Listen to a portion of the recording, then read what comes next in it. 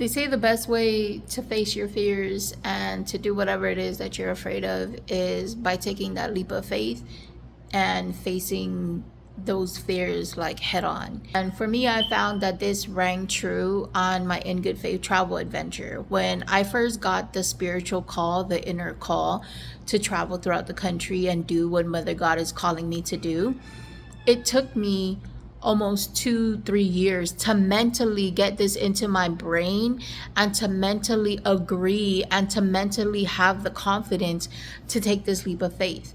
And even when, because this was divine intervention, it must have been me and my inner self, but this was also divine intervention where it's like, okay, we got to move her now. That the divine, the heavenly realm stepped in. You see how it got so bright and then it just turned out, that was the sun rising and then it just went down. It was the heavenly realms that pushed me. But even when I physically packed all my stuff, because it starts and the idea starts in the mind, right? And then it comes into the thought, it comes into the mind, and then it is birthed through a physical reality by either talking about it, by writing it down, by thinking about it, etc. And then the physical product comes into fruition.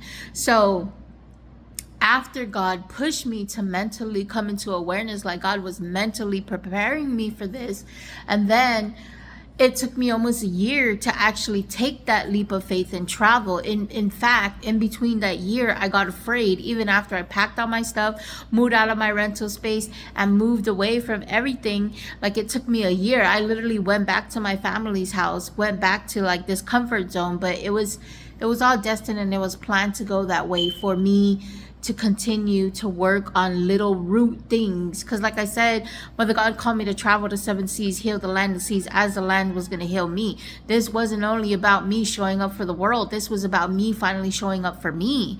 Like I never did this until I did. So we're going to have to just face it.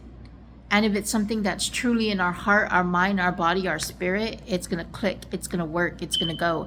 Doesn't matter how much you ignore it, how long you procrastinate, how long you ignore it. If it's destiny, it's going to happen. You already know what to do. Click all the buttons, get this to the right people.